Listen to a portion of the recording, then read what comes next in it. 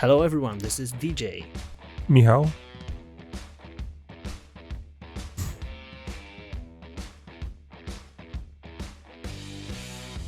Marco got sucked into the vortex. Yeah. What? Can you not hear me? No, Okay, now we can hear you. Oh shit.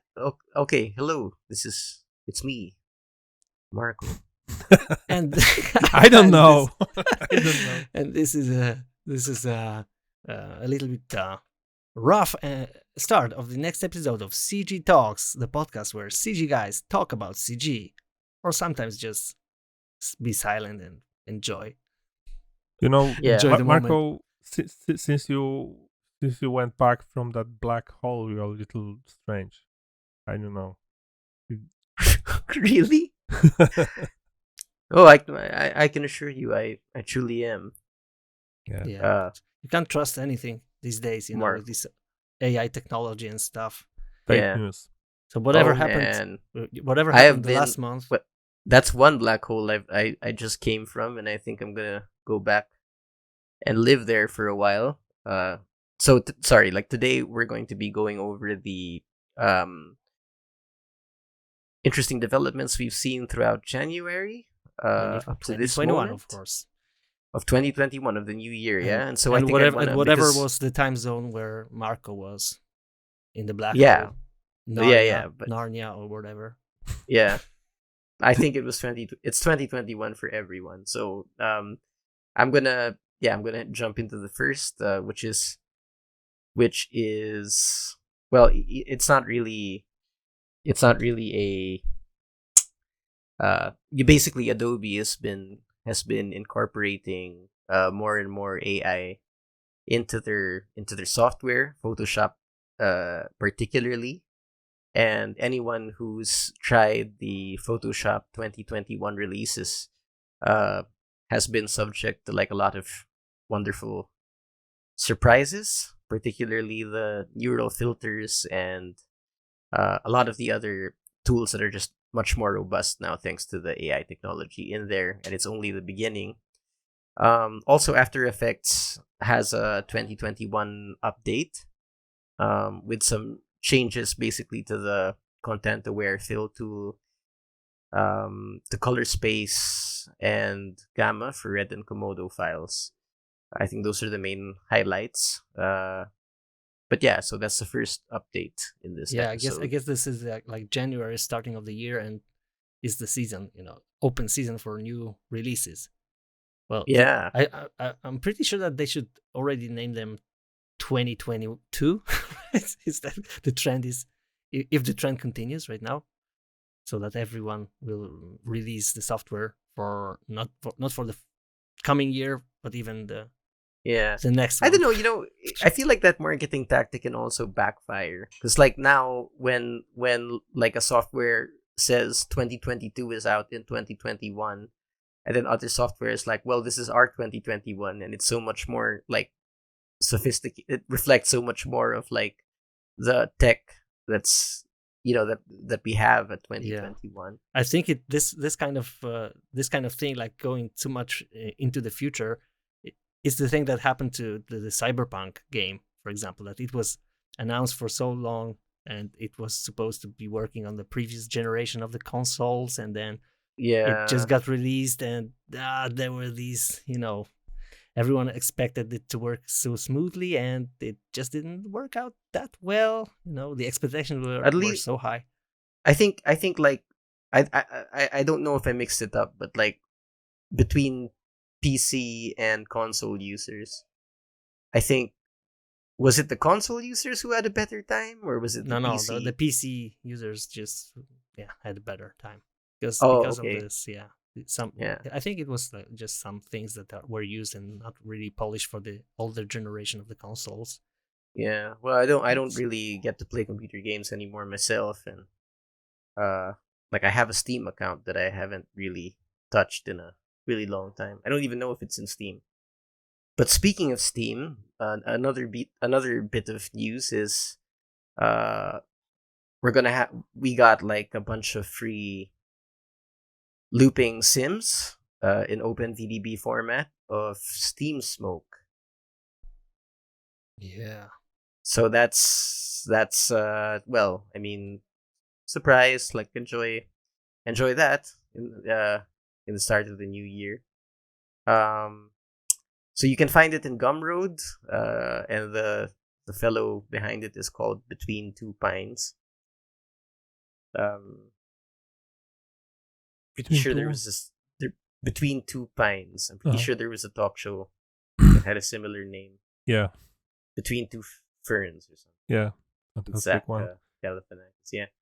But anyway, yeah, 5 seamless looping simulations in OpenVDB format, which is great. We've actually at briefly we one of our tutorials covered uh importing OpenVDB into Blender. It's not really nothing crazy, and I think if you're a Blender user, at least you've probably figured out how to do that by now. By the way, Uh, I recently seen the Gumroad mentioned in the context of Turbo Squid being acquired by The Shutterstock. yeah, and the general Oh. opinion was that the opinions about Shutterstock when it comes to the deal you get as a creator is it's not the best, say at least. Oh, true. Yeah. So Yeah. That's kind of unfortunate but I mean they're not new to the game, right? Like I mean they're not like sorry, this isn't new. I think like Shutterstock acquiring Turbo Squid, because Turbo Squid like gets a lot of flack from the creators. So I don't know how that's gonna work out. But then I came across Envato, like Envato elements. Actually, Envato had been around for a while, and um, they were the first to really start providing, like they started with music for videographers, and then mm-hmm. I used to make music for videographers. Then they came out and basically destroyed my job, or at least I thought. And that's why I got into 3D partially. But no, but they do like they started with audio, and then and graphics, and then they a little later started creating a pool for 3D assets, and now it's Mm-hmm. like you can subscribe. I think to the it seems like you can subscribe to the market, to like the entire thing for something around like $10 a month, but then you have access to like footage, images, audio, and 3D models. Yeah. But I'm not Yeah, sure. Like I've it only gets seen a few demos. Yeah. yeah, but I guess this trend of getting some stuff that you can at least download from a large library, it's getting just lower. Right? It's because the bulk of it is getting bigger, and it's going to get even worse when the whole AI thing gets more and more robust, and you can Yeah. just tweak some sliders on the AI machine, and it just Great. spits Yeah. out all the things that you need for the more automated So parts. And yeah. speaking of the automation part on this kind of like maybe tedious workflow or things that you need to search a lot for, and with these AI things you can just have with a click. This also comes down to the topic we discussed with Arendelle in the last episode about in the episode about November, like things going into that procedural creation direction, and that Mm-hmm. is really happening. You can see it when you take a look at all the new features released in softwares. For example, like the new SketchUp released this month, 2021 version. It already introduces some parametric objects. I think it's called live components there. So you already had some components features there, and they're clearly going into the direction where I think Revit or other. Did Enterprise did that video which basically showed this street where every asset has a price tag, something like that? Yeah. He mentioned that in his predictions on what's going to change in the industry, right? And it's kind of like it seems obvious in a way because and it's related to the game industry, I think, a lot, because the game industry is just so hungry for the assets, and Yeah. Whenever you create, and the games are just tending to be more and more robust with all sorts of assets. But by the way, Yeah. when it comes to the Turbo Squid being acquired by Shutterstock, I mean, luckily there are lot more of asset repositories which are very good. But what do you think will happen to Turbo Squid when it's part of Shutterstock? Like, what is for us? What are the consequences for people who use them?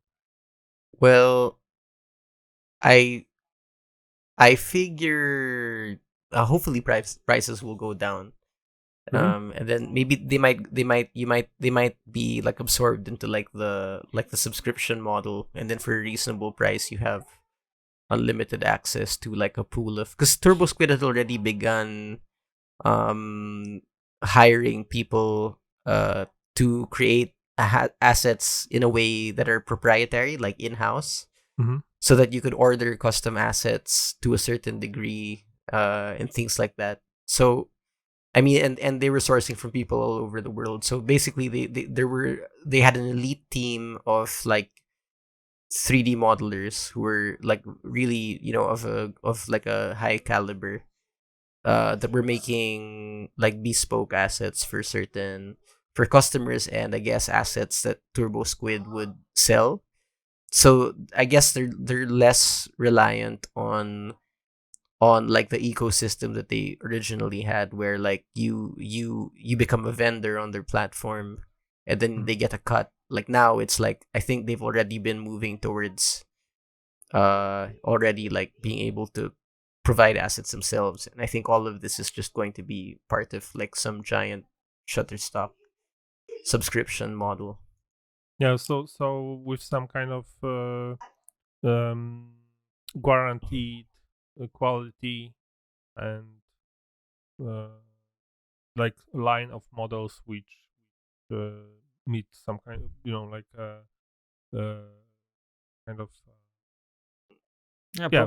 probably there will be some kind of tiers, maybe the pro tier or something like that, that you can models which are kind of quality checked, and a lot of a lot of junk as well. I think they will not limit the junk. I suppose it's just like with this SketchUp warehouse or something like that, that everyone can really drop everything there. I remember that Turbo Squid at some point they made this move that they created their own standards of models. I don't remember how it was called, like this golden, silver, whatever. So it was a very good marketing move. I mean, if it would work out, that these standards would maybe used in general, to stamp models in general on various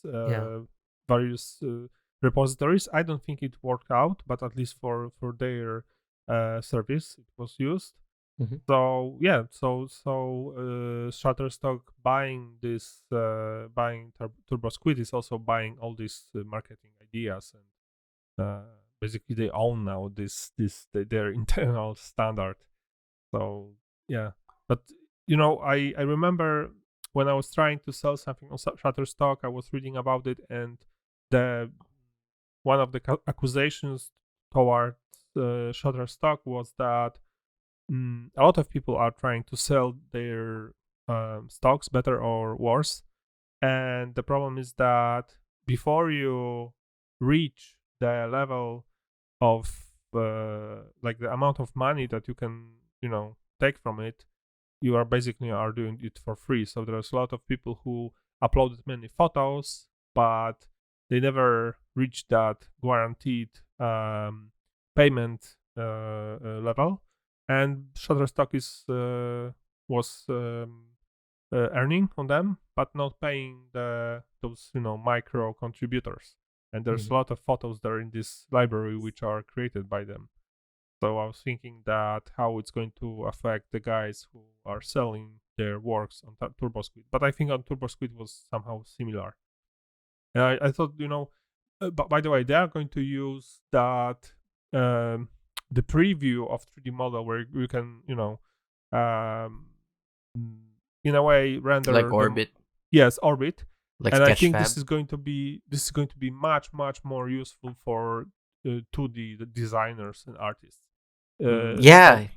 Because so far you could just buy some, I don't know, a photo of a toaster, and now you can rotate it around and download a specific view of this toaster. Right? Yeah, snapshot, or composite. or in the reference. probably in some future, because I'm pretty sure that Adobe had some semi 3D features introduced into their softwares, like even these 2D graphic applications. Yeah, Photoshop can. Photoshop, and so perhaps in the future you'll have this kind of ability to use 3D assets in some basic way already inside this 2D. Yeah, well, you already can. Like you could since CS6.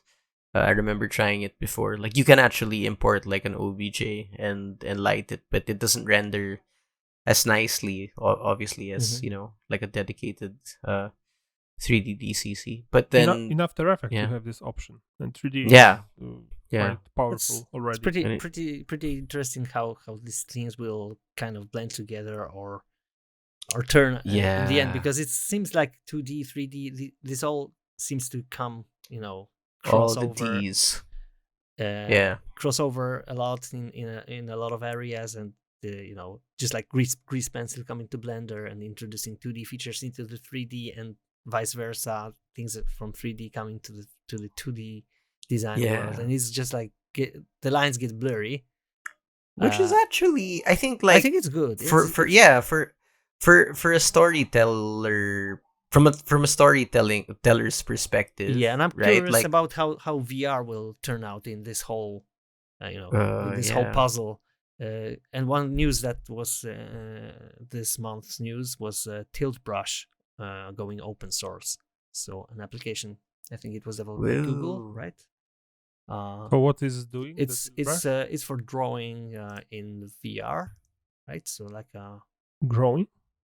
Kind of painting application for VR, right? So it's like I think you can compare it to like if you were trying to sculpt with cake icing, but in space. I don't know, like basically if you can imagine kind of let's say in an anti-gravity area, like you were squeezing paint out of a tube, right? So then if you read their kind of tagline is painting from a new perspective, Tilt Brush lets you paint in 3D space with virtual reality. Your room is your canvas. Kind of wild. Yeah. I've seen this. Also, I've seen this video of I don't know how it's called. This virtual place where you can work on a design. It was another virtual reality stuff, and so basically you can work. You can put together a team to for example assess some architectural design, some model. Oh, that's cool. I don't remember the name of this. That's cool. This developer, and it was okay, damn, I forgot. I will just check it quickly in a moment. So basically, okay, I had this very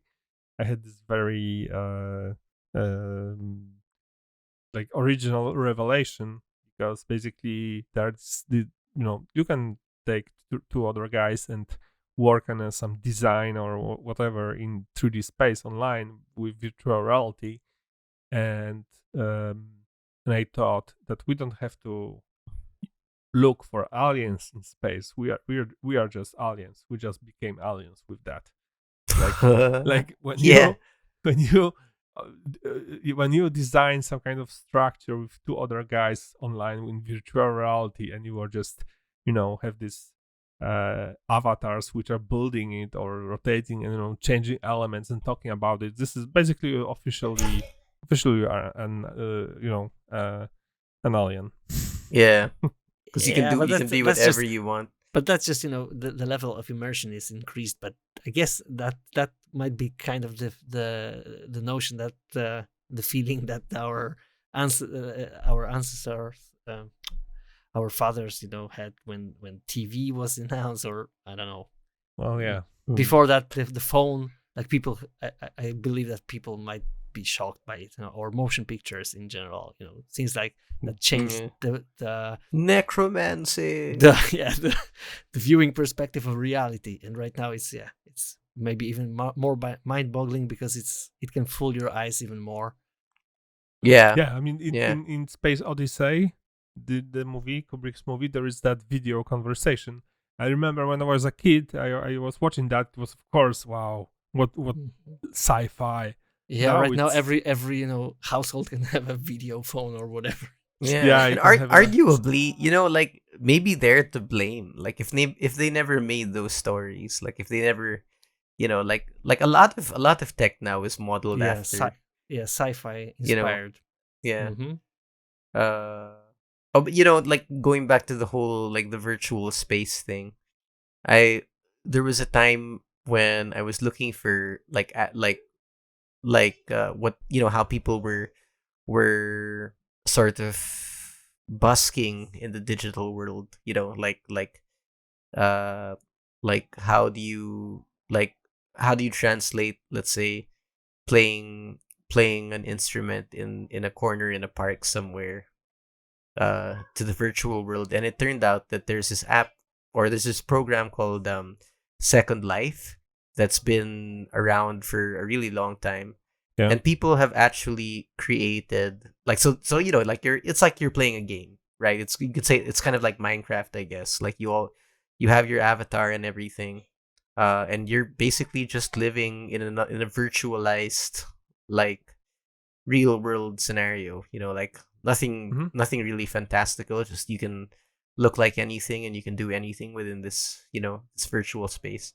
So people would create their own virtual art galleries and create their own virtual like clubs. So people could in game, let's just call it that, like enter like a room and look at like artwork that they made inside of that virtual space, like they were visiting a gallery, and buy the artwork. Or they could watch they could watch a gig or like a show in a bar there's some with someone performing, and it's crazy. You could be a virtual millionaire. I don't know. I'm not sure though if they actually get like if that translates to real money, or if it just means that they can buy more. Way. Well, actually, I can give you a story which from my life with this program, because I have never used it.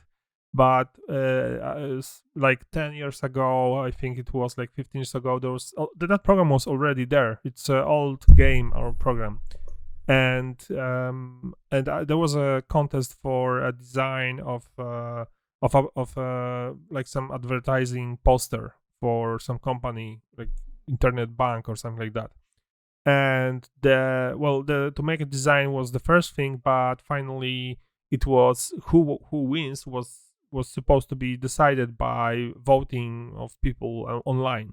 So kind of to win, the organic winning was not really possible. So you had to kind of like ask your friends to vote for you and stuff like that.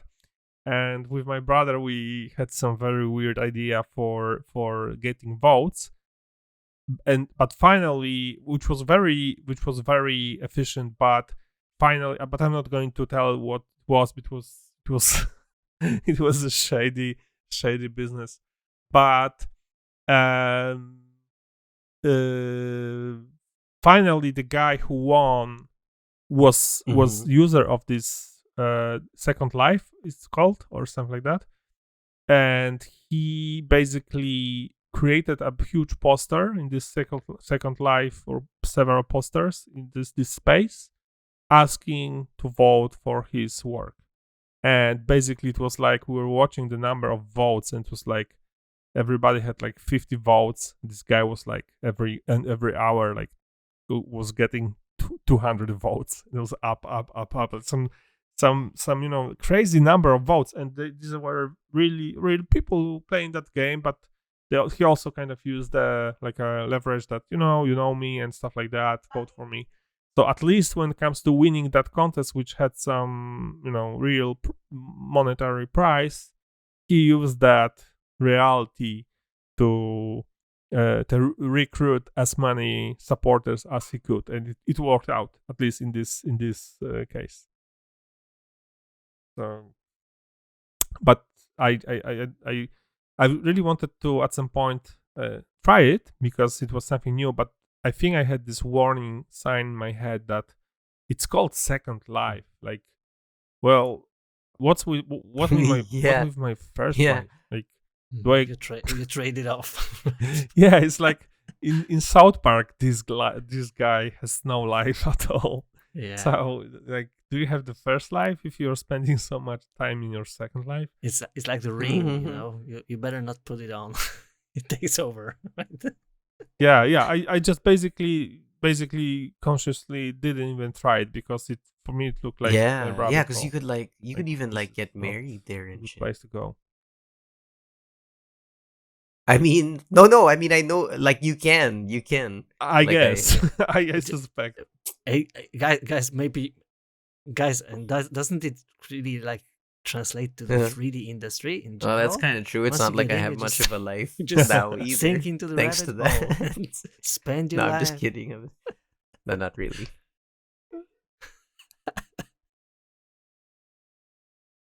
Yeah, whatever we're doing, we're just doing virtual life. But fake imagery. When it comes to the CG world, there's a lot of meta realities in this world. So basically, you go into 3D, let's say you first learn that there are some various softwares and there's websites, so you can understand, even being a layman, you can understand just by chance watching these sites what they're about. But what if you will find something like assets repository, like Kitbash 3D?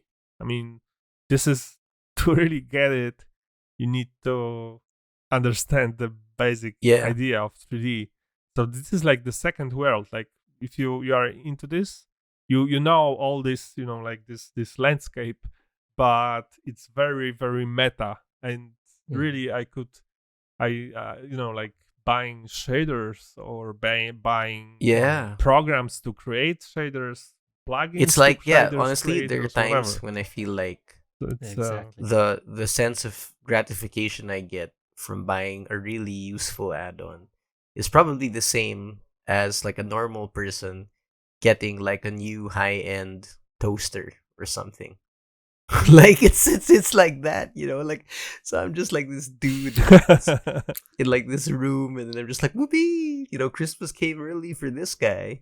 But really, I'm just like, it's all just happening in my monitors.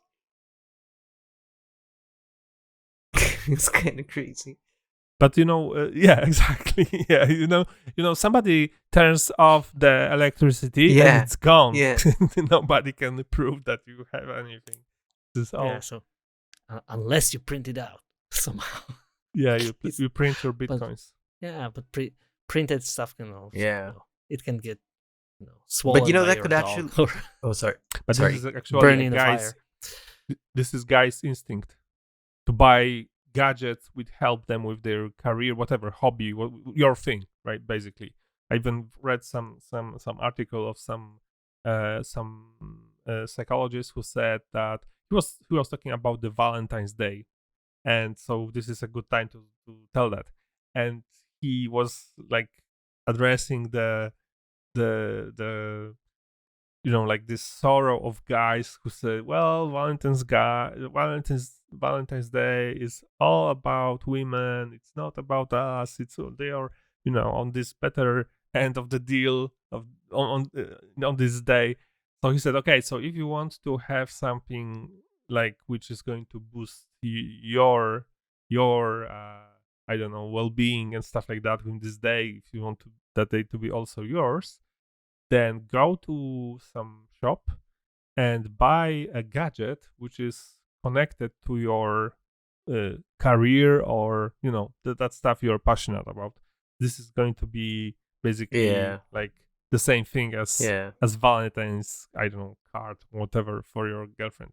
And so basically, so you can do this not only this day, but I know that it's like, for example, like recently, I don't know if it's going to be interesting for the viewers, but I remember that for the listeners, but recently we were talking about buying the gear for recording the tutorials, and I remember that I wanted to buy some tripod, stuff like that, and you, Marco, said, well, no, don't buy it, like you're overbuying the gear, what's the point of that?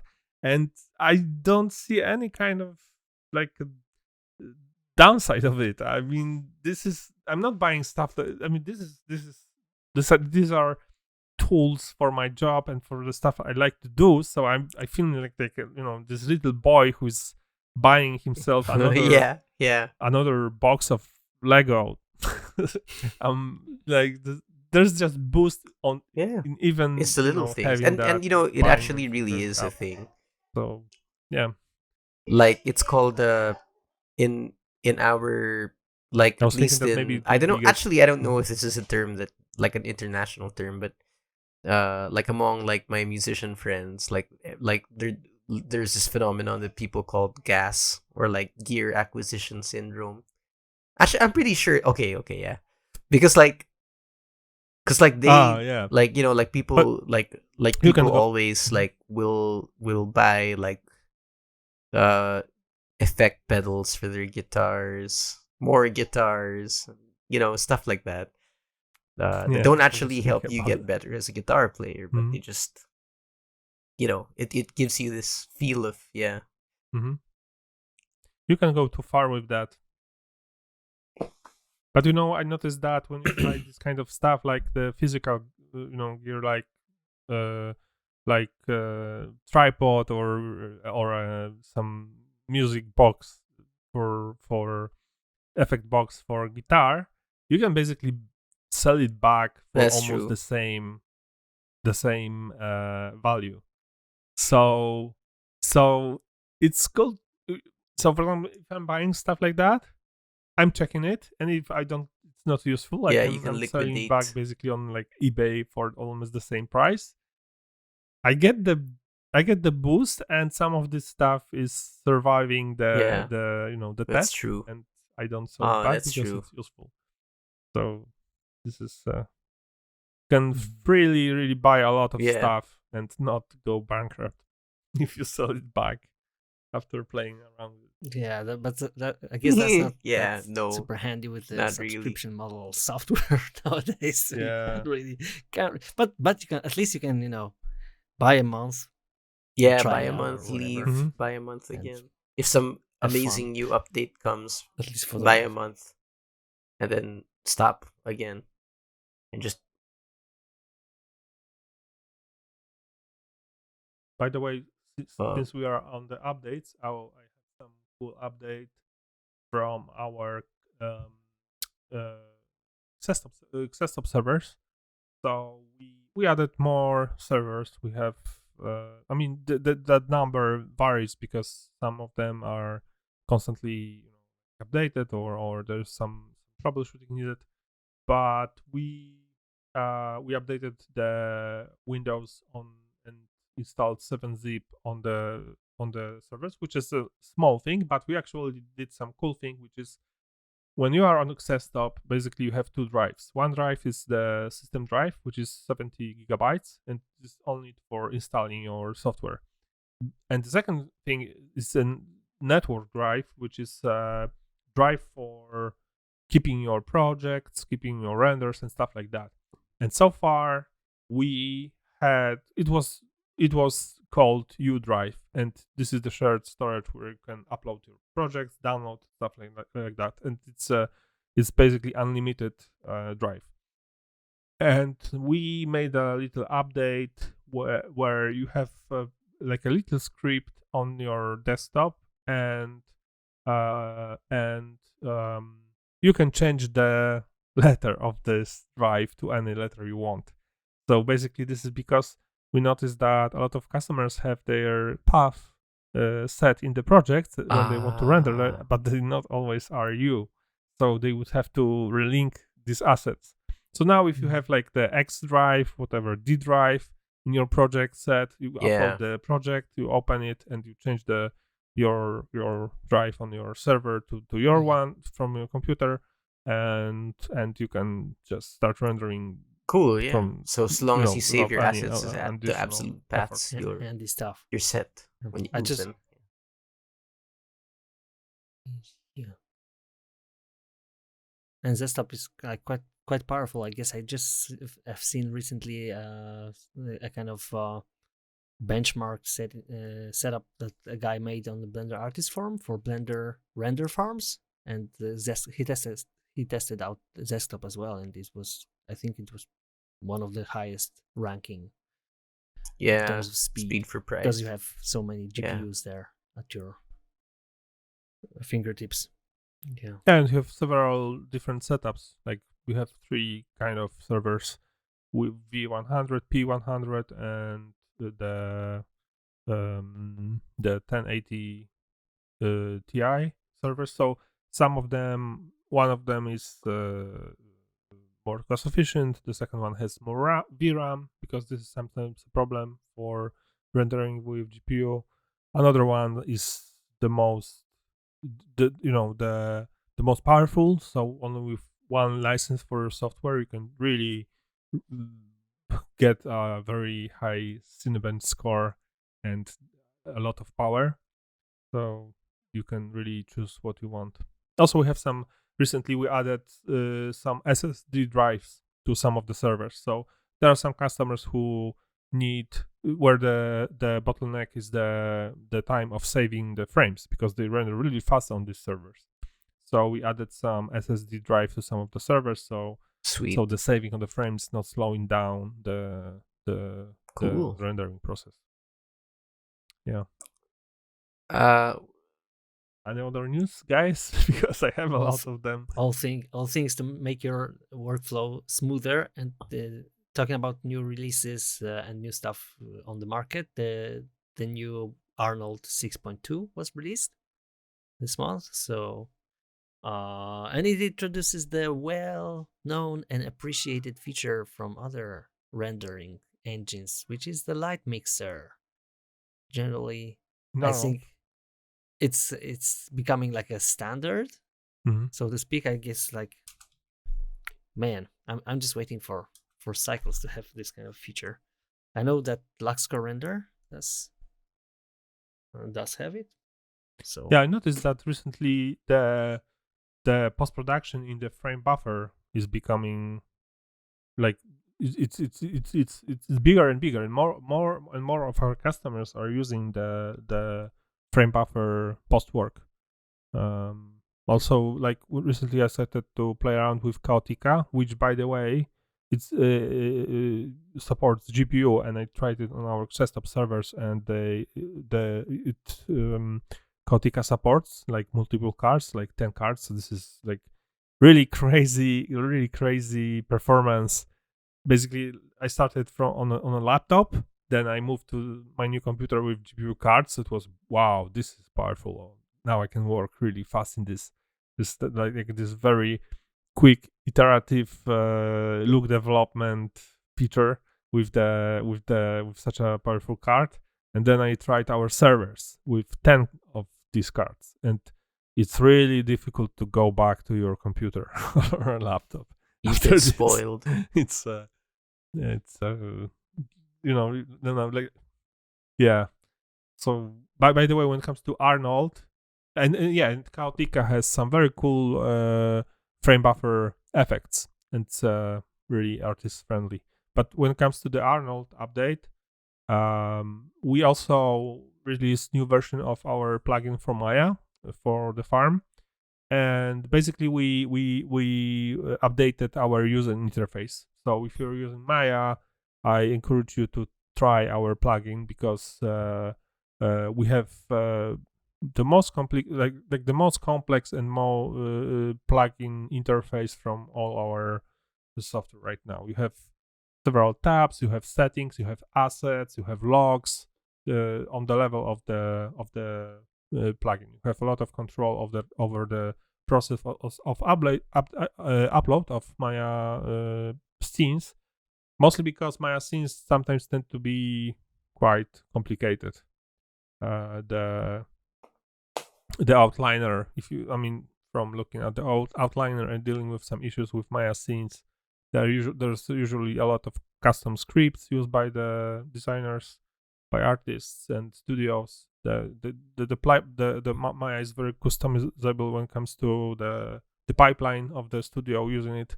And of course, when you take this from your pipeline and move it to Cloud Farm, there can be some like hiccups. So that's why we added these 3 tabs. So you can quickly check the logs and if anything goes wrong, like there's needs to be some adjustment in our settings to invite your scene on our pipeline, then it's now easier to do this. Yeah. Maya is, I guess, most used by the animators. Yeah. So, and for animators working on stuff, there's been a release of a new mocap library, which is called Artcore by Re-Illusion. So another source of pre-made animation data, right, for your projects if you need a lot of those. So how you can use it? Like this is like the points data from mocap, and you can just link it to some model and use it that way. I think so. You can just have pre-made animations that you can use in a lot of projects. So if you're I don't know, doing stuff like crowds and you just need a lot of different movements for different characters, or I think a lot of use cases for that one really. And the library, I think it's quite robust, and I think from what I see on the webpage, right, that at least it's sorted out by use cases as well, so kind of I think catered for real applications. Yeah. Something for you, Marco. Yeah. I guess we'll have to check it out more in depth, but just wanted to let it out that it just appeared. And talking about animators, I've just this last month came across a really, really cool showreel by an animator that came out of one of the Blender related animation schools, the Pepperland Animation School, and the artist's name is Monika Egert, and she has just made a really, really awesome, it was beautiful, showreel of her work, like a demo showcasing, and I just wanted to share with you guys to see how you can really creatively sell your skills in this kind of fashion. Like I'm pretty sure that you'll enjoy it if you're thinking about animation, or even if you're not really into animation. You can really get, I think, a sense of how an artist can, showcase his portfolio, so to speak, or like body of work, and sell it in a way that's sold with the language that he's using, right? So as I don't know, if you're an ArcViz, it's just like you made an ArcViz project that just shows your whole potential as an ArcViz artist. Yeah, it's very very entertaining. So basically a person who's not part of the computer graphics world could enjoy it. Yeah, because it's very funny. So we'll share the link to that in the description for sure, so you can enjoy this as well, and maybe share your thoughts and comments. And by the way, if you'd like to render your reel on our farm, we added some very cool feature. I mean, it's a very big feature for us and for a lot of our users. which is video job, which is automatic way of job for creating video files from your frame sequences. So basically, everyone is rendering the frames to PNGs or other image format. But now you can add a job which will export your sequence of frames to a video. So for After Effects and for Lightwave, it's automatic. You can actually that job is created automatically, and you get the options to everything, like whatever is needed to create a video, like bitrate, resolution, codecs, all kind of formats. And for After Effects, it's automatical because we noticed that a lot of creators who render with After Effects on our farm, they actually want the output to be a video. And I'm not surprised because usually when you render 3D, then it's post-produce and there's some other stuff you need to do. And in After Effects, you have these compositions, and even exporting just frames to a video, it takes some time. So if you would download only the frames and then would have to open them in your After Effects and then export it again to a video, then it's like kind of counterproductive. So for After Effects, you can download both frames and you can create a video with your settings on our farm, and it's very cheap. I mean, the video is created very quickly, and it's like a few dollars maybe, or even less per job. So it's Nice. a very cool feature right now. Yeah. By the way, is there some development in the Blender world?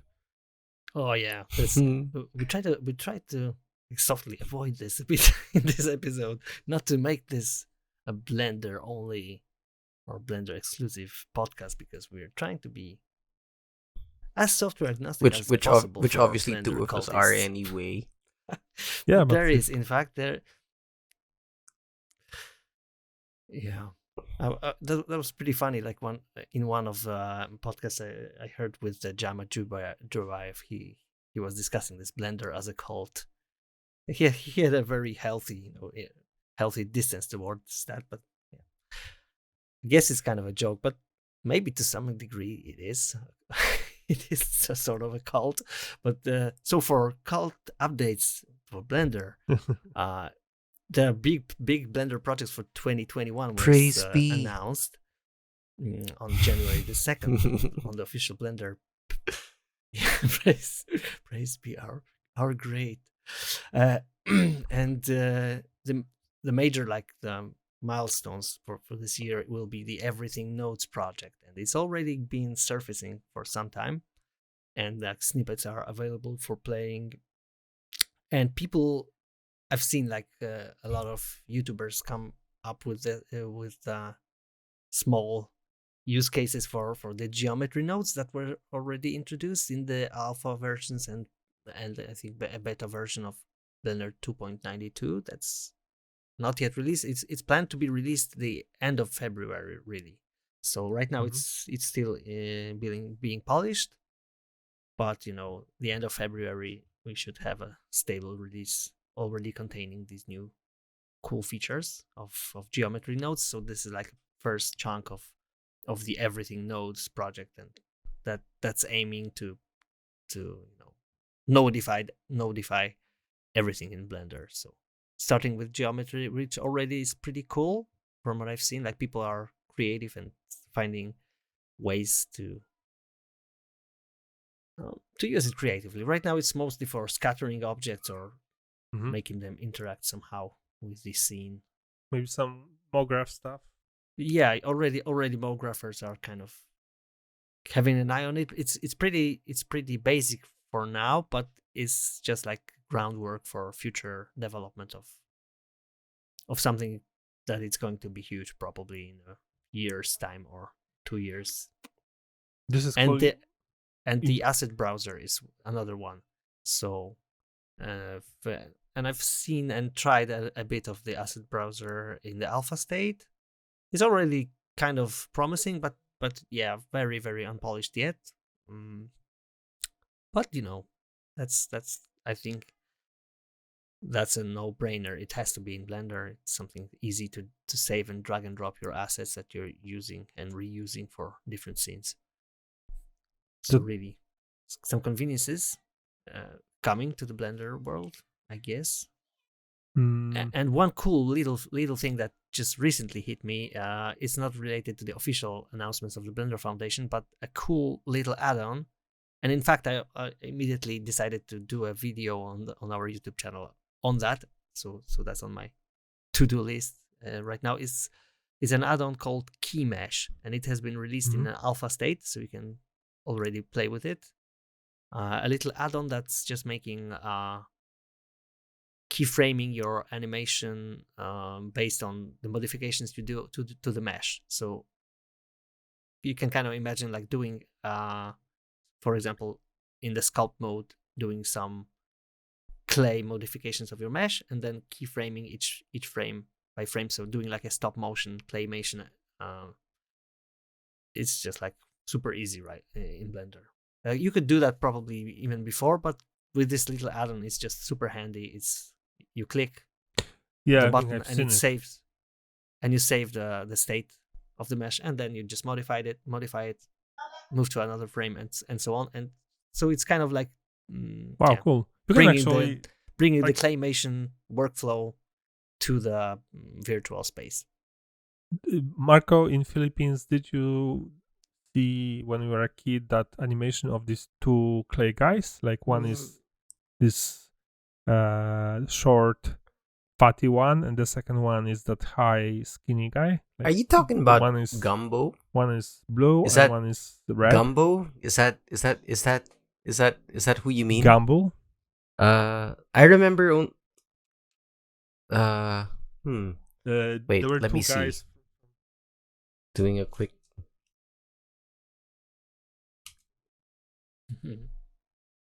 Gumby, Yeah, sorry, there were quite a few of these. Is this claymation.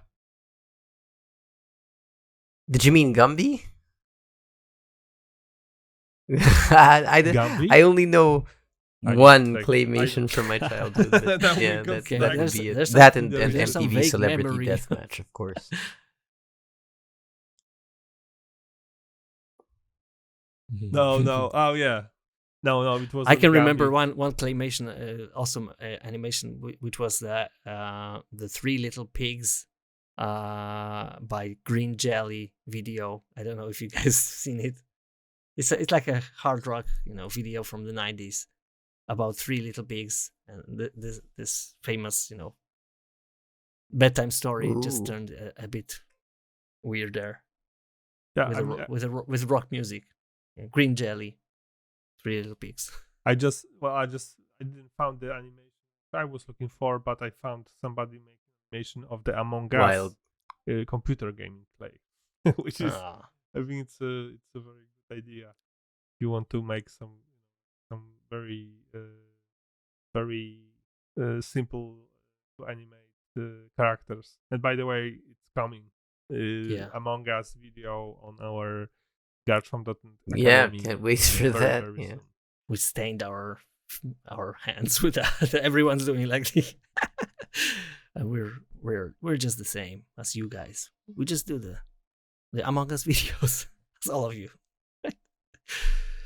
Okay. By the way, when it comes to the Blender, we also have some updates. We added Flip Fluids 9.019, and we added 2.8310 LTS, Blender 2.92 beta.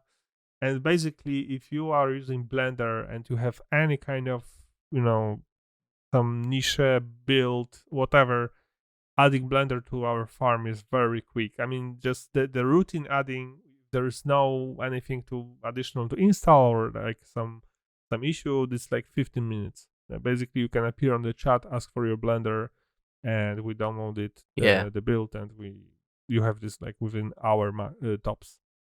So it's not even so much a good idea to talk about these updates because we like whatever you want. We'll do we have it. anything. Just please come to no. But yeah, our support team, which Andrew is part of, incidentally, is really great.